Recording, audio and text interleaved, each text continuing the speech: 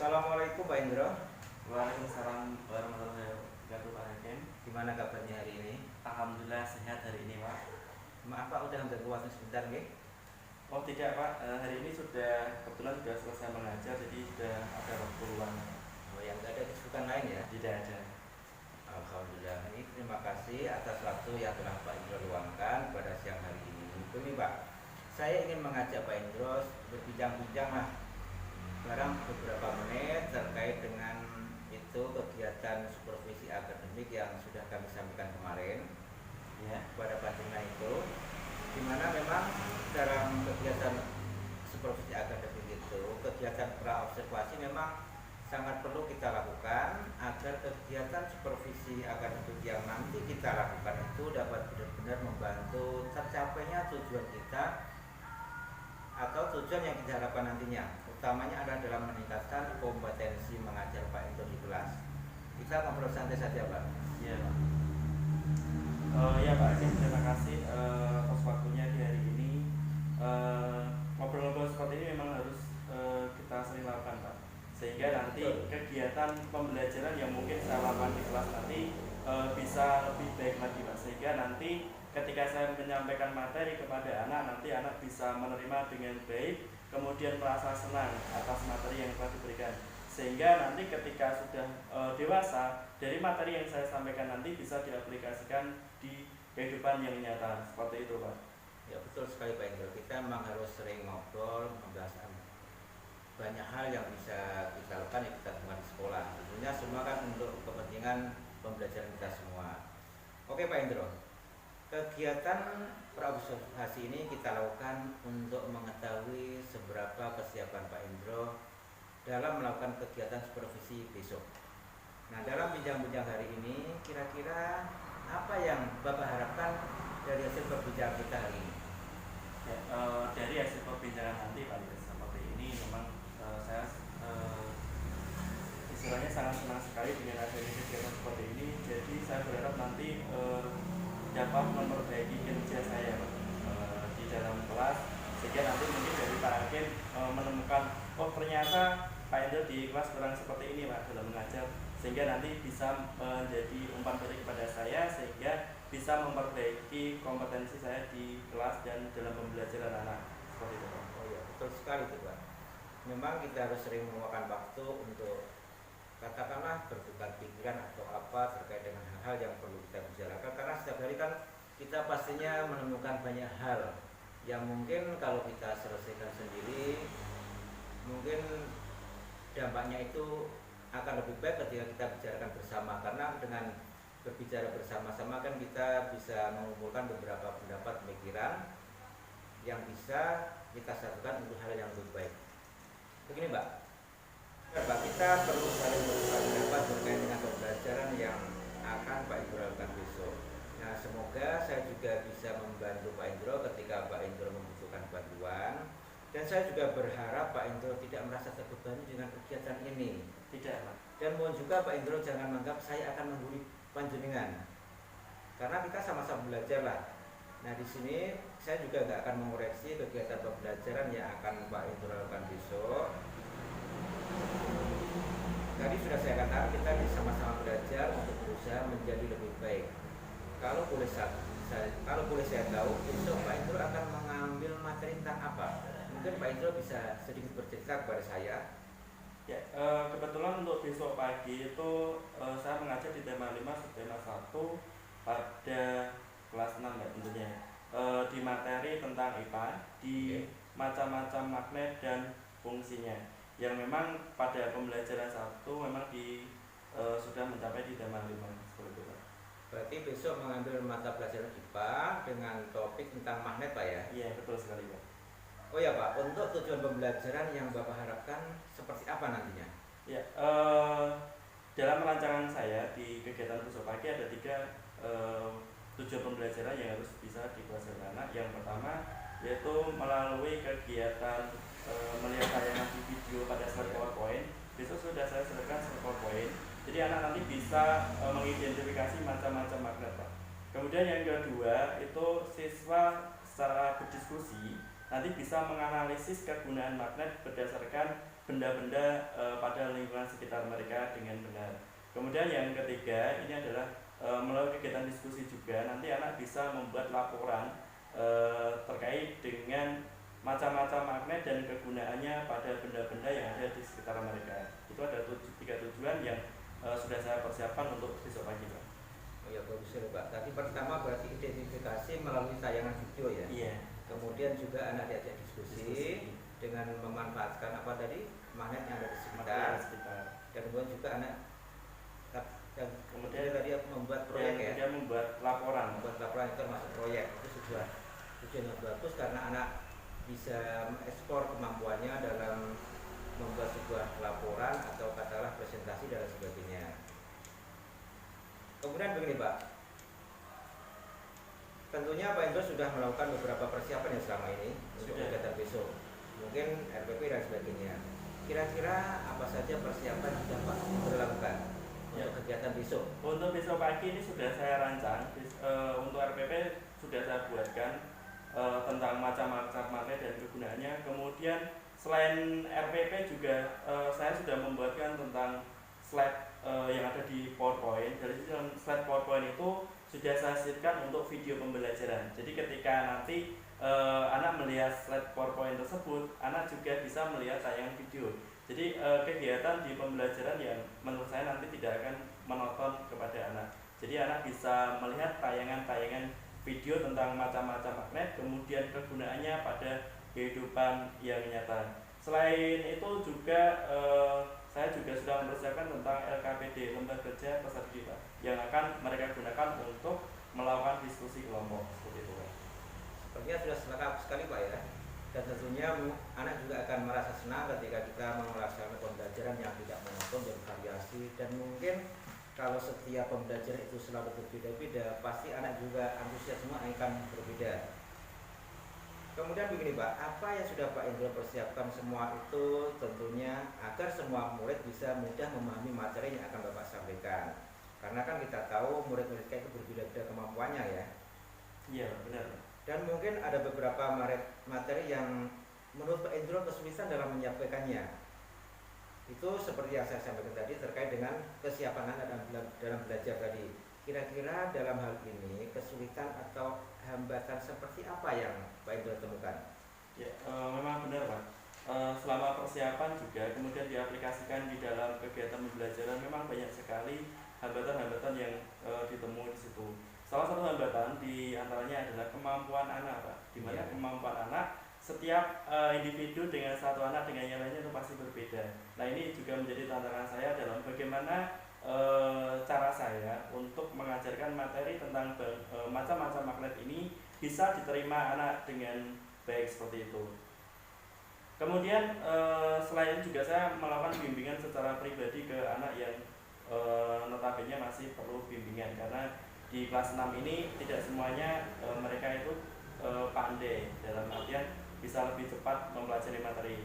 Ada beberapa anak yang memang perlu dilakukan bimbingan sehingga apa yang materi yang bisa saya berikan kepada anak nanti bisa diterima dengan baik.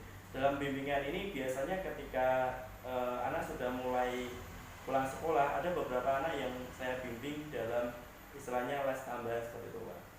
Itu terkait dengan bimbingan khusus, berarti bimbingannya di sekolah Pak ya? Iya, Pak. Oh ya. Kemudian ini berarti tentang kesiapan belajar murid yang berbeda-beda sudah Bapak antisipasi tadi dengan pembelajaran yang berdiferensiasi. Iya. Nah itu termasuk materi baru dalam pembelajaran kita Pak ya, pembelajaran berdiferensiasi, sehingga masing-masing anak itu bisa terpenuhi kebutuhan belajarnya. Yang seperti Pak Indro sampaikan tadi, masing-masing memiliki kemampuan yang berbeda-beda sehingga kebutuhan belajar mereka juga berbeda-beda. Nah, agar tujuan pembelajaran yang Pak Indro sampaikan tadi bisa tercapai pada semua murid tadi, di sini Pak Indro tadi sudah mempersiapkan pembelajaran berdiferensiasi. Nah, strategi baik metode, media, proses lainnya yang Pak Indro ceritakan tadi, apa saja strategi yang sudah Bapak susun untuk kegiatan besok? Ya, baik Pak. Untuk strategi, besok pagi saya menggunakan model pembelajaran yaitu PBL atau biasa disebut sebagai problem based learning. di mana metode ini bisa memecahkan masalah. Jadi anak nanti bisa berkolaborasi dengan atau berkelompok dengan teman yang lain, kemudian bisa menyelesaikan masalah terkait dengan masalah yang terjadi pada kehidupan yang nyata seperti itu. Kemudian untuk metode yang saya gunakan metode gabungan Pak. Jadi di mana nanti saya juga melakukan metode ceramah, kemudian tanya jawab, setelah itu juga melakukan diskusi. Jadi tidak hanya satu metode yang saya gunakan, tapi dikolaborasikan dengan berbagai metode. Kemudian selanjutnya untuk media nanti sudah saya persiapkan. Yang pertama adalah LCD Pak. LCD sudah saya persiapkan. Di kelas 6 kebetulan sudah ada screen-nya, jadi tinggal dipasang LCD. Kemudian tayangan video terkait dengan model-model magnet, kemudian macam-macam magnet dan kegunaannya dalam kehidupan sehari-hari sudah saya buatkan. Kemudian satu lagi yaitu alat. Nanti saya juga akan membawa alat yang namanya adalah kompas, di mana kompas itu ada semacam magnet yang ada di dalamnya. Kemudian nanti siswa saya suruh untuk menyebutkan apa sih macam magnet yang ada di kompas tersebut. Bagus sekali Pak, dari persiapan yang telah Pak Indro ceritakan. Di sini saya melihat Pak Indro sudah bersungguh-sungguh dalam mempersiapkan kegiatan pembelajaran. Dan semoga itu Pak Indro lakukan setiap harinya Pak ya. Iya. Dan itu memang harus kita lakukan agar murid kita bisa mencapai tujuan pembelajaran seperti yang kita harapkan. Oh ya Pak, untuk sebagian murid yang masih berhubungan khusus tadi, seperti yang Pak Indro sampaikan adalah memberikan tambahan pelajaran yang khusus ya. Nah tadi yang terkait dengan kelompok-kelompok tadi, bagaimana Pak Indro membuat kelompoknya? Apakah Pak Indro kelompokkan anak yang belajar cepat, sedang, atau rendah, atau Pak Indro campur? Untuk pembuatan kelompok itu saya campur Pak. Jadi tidak yang pintar nanti gabung dengan pintar, ataupun yang pintar satu nanti yang lainnya kurang pintar, tidak. Tapi saya lebih menekankan pada pembelajaran yang sama rata. Jadi di mana ketika pembelajaran kelompok secara heterogen, jadi semuanya saya anggap sama. Jadi ketika nanti melakukan pembelajaran juga anak bisa mengikutinya dengan sama seperti itu. Apakah dalam hal itu nanti Pak Indro juga melibatkan anak sebagai tutor sebaya? Bisa Pak. Ya, itu bagus sekali Pak, sehingga itu selain kita memberi kesempatan pada anak yang berkemampuan lebih untuk berbagi, juga melatih dia untuk bisa mempresentasikan atau mengasah komunikasinya kepada teman-temannya. Nah kemudian begini Pak, dari beberapa persiapan yang sudah Pak Indro lakukan, mungkin Pak Indro masih menemukan kekurangan yang harus dilengkapi. Kira-kira apa lagi yang akan Pak Indro lengkapi untuk besok? Ya, memang dalam persiapan kegiatan pembelajaran pasti kita harus mempersiapkan sedemikian rupa agar kegiatan pembelajaran itu bisa lebih menyenangkan dan materi yang kita sampaikan itu bisa diserap anak dengan sempurna. Nah, banyak mungkin ada beberapa hal yang kurang terkait dengan kegiatan pelaksanaan besok. Di antaranya mungkin dalam penyiapan alat peraga terkait dengan untuk kompas sudah ada, cuman untuk magnet, nah saya baru menemukan ada magnet batang sama magnet silinder. Untuk magnet yang lain, jenis-jenis magnet yang lain itu yang benda nyatanya itu belum saya temukan untuk di sini.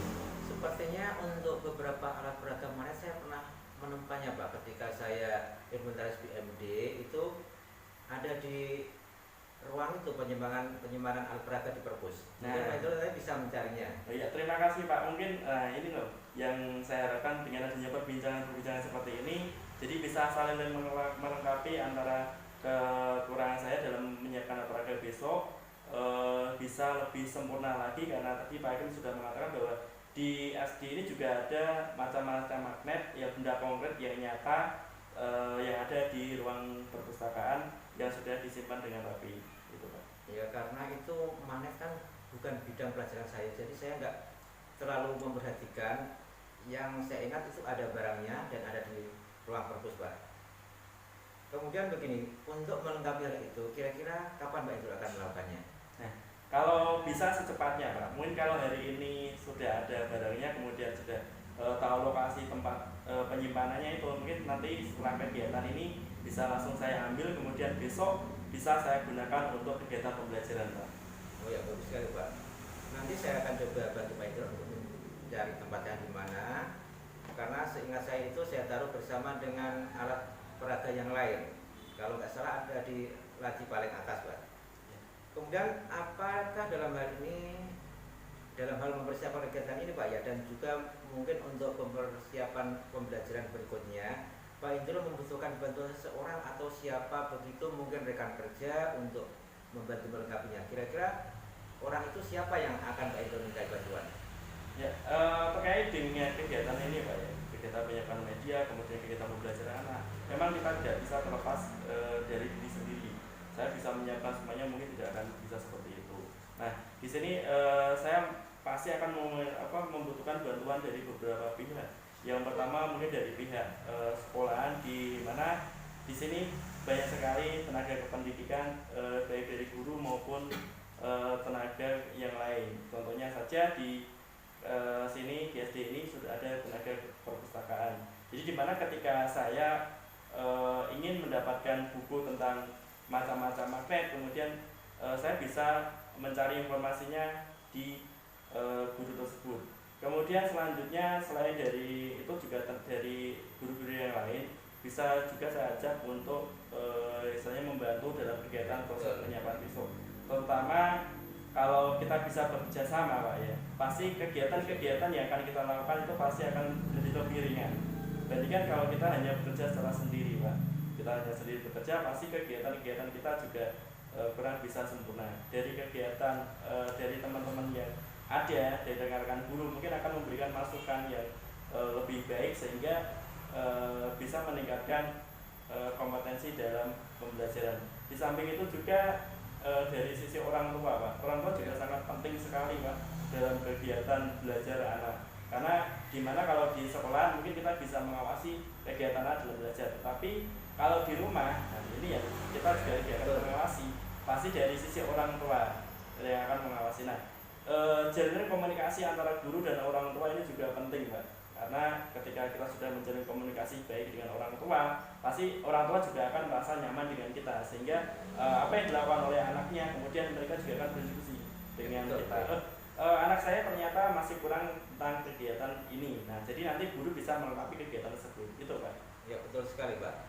Memang dalam kehidupan sosial atau dalam kebersamaan kita harus sering-sering melakukan kolaborasi dengan sesama, entah itu dengan rekan sejawat atau atasan atau pihak-pihak lain yang berkaitan dengan pendidikan kita. Ya. Ini tujuannya adalah agar mewujud, sehingga dalam mewujudkan rencana itu kita bisa lakukan dengan lebih mudah dan tentunya juga lebih ringan seperti yang Pak Indro sampaikan tadi.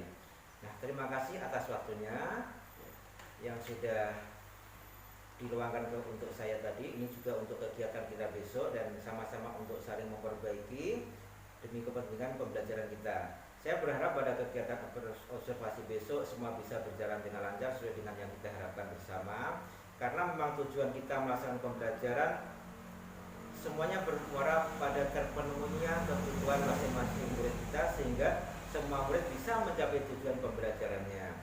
Baik Pak, mungkin setelah pembicaraan kita hari ini kita bisa menyambungnya lagi untuk sama-sama saling sharing atau bertukar pikiran untuk terus memperbaiki pembelajaran yang kita lakukan.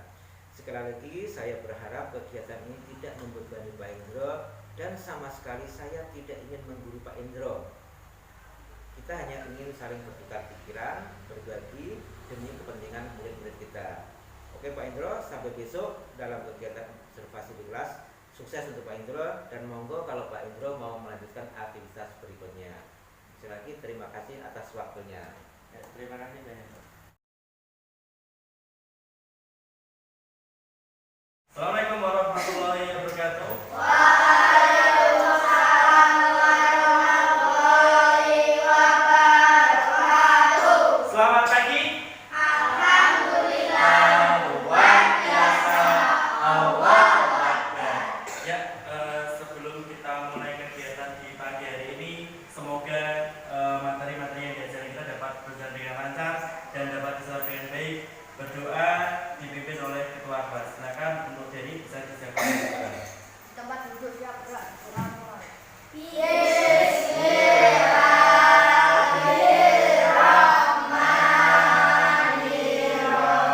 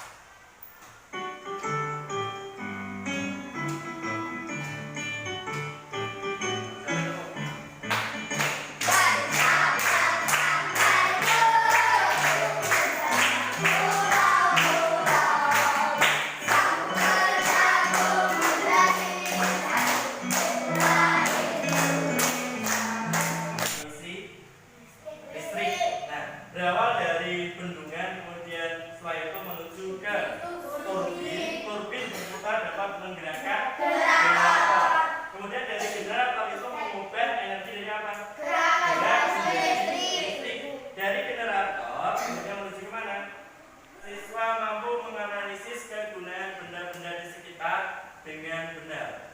Kemudian yang ketiga, siswa mampu membuat laporan tentang identifikasi jenis-jenis magnet dari benda di lingkungan sekitar yang menggunakan magnet dengan benar. Jenis magnet dan manfaatnya. Magnet bukan suatu hal yang asing bagi kita karena kita seringkali melihat benda-benda yang memanfaatkan magnet. Nah, saking banyaknya benda-benda yang terbuat dari magnet, kita dapat membedakan jenis-jenis magnet. Yang pertama, berdasarkan proses pembuatannya, terdapat 2 jenis magnet, yaitu magnet kuartan. Seperti apa ya? Yang pertama yaitu magnet alami. Ada magnet bumi. Ternyata magnet bumi dapat dimanfaatkan oleh beberapa hewan. Untuk apa? Kalau kita ingat slide PowerPoint, nah ada berapa jenis magnet tadi? Dua. Ada 2. Satu magnet alami, satunya magnet kuartan. Kemudian magnet alami, contohnya apa tadi? Magnet bumi. Kemudian ada magnet batu. Kemudian satunya lagi yaitu magnet kuartan. Magnet buatan ada berapa tadi? Yang pertama bisa kita lihat ada magnet magnet jenis U. Kemudian satu lagi magnet J. Nah, itu tadi adalah macam-macam magnet beserta kegunaannya. Selanjutnya ini magnet silinder. Kemudian ini magnet keping. Yang terakhir ini adalah magnet seperti ini ya bentuknya ya. Ini merupakan kompas. Di dalam kompas apakah menggunakan magnet juga? Menggunakan. Kira-kira kalau di dalam kompas ini menggunakan magnet apa? Fungsi dari kompas itu apa? Mencari mata angin atau menunjukkan arah. Di dalam kompas ini terdapat suatu magnet yang berbentuk magnet jarum yang akan selalu menunjukkan arah utara dan selatan. Nanti di sebelah sini ada kelompok 1, kemudian kelompok 2, dan terakhir kelompok 3. Nanti kita akan berdiskusi tentang macam-macam magnet yang ada di sekitar kita, kemudian kamu menyebutkan jenis magnet tersebut dan kegunaannya. Dan itu bagikan LKPD dulu, bisa nanti tulis nama kelompoknya, kemudian kelasnya. Ini kelompok 2, kelompok 3. Silakan kalian tulis nama kelompoknya, kelompok 1, kelompok 2, dan kelompok 3. Yang menggunakan magnet. Kemudian sebutkan bentuk dan fungsi magnet pada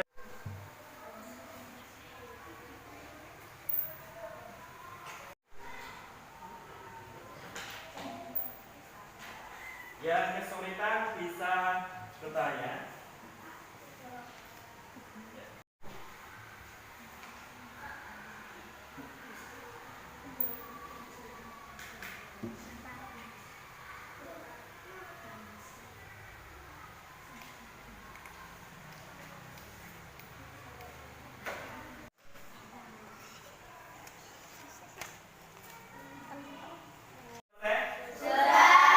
Kalau sudah silakan dan masing-masing kelompok nanti akan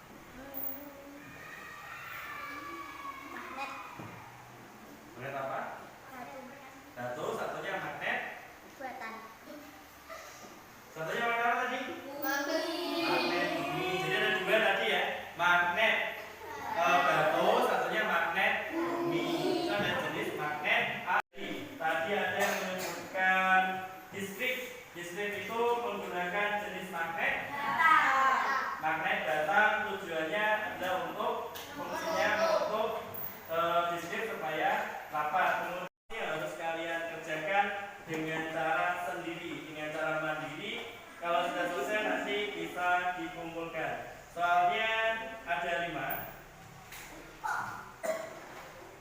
soal evaluasi yang harus kalian kerjakan secara mandiri tentang jenis-jenis magnet dan kegunaannya dalam kehidupan sehari-hari. Silakan.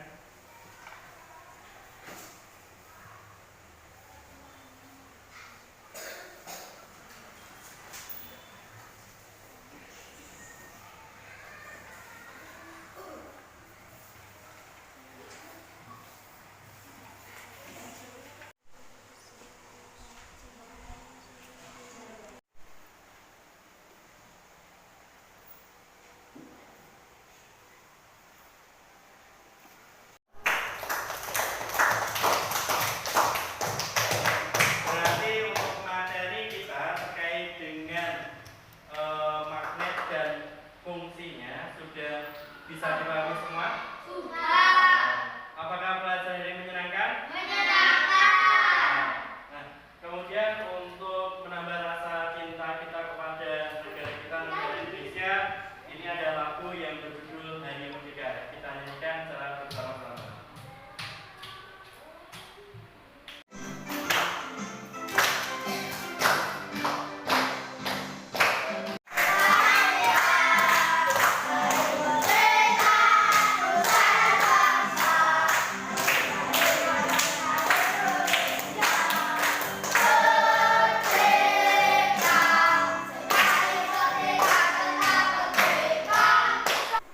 Ya, untuk pertemuan selanjutnya nanti kita akan membahas tentang cara-cara membuat magnet. Di antaranya ada induksi, kemudian ada menggosok, dan yang ketiga ada elektromagnetik. Dapat kalian buka di bukunya nanti pada halaman 52 di buku tema 5 subtema 1 di halaman 52 bisa dibuka di rumah dan pelajari. Untuk besok pagi nanti kita bisa belajar kembali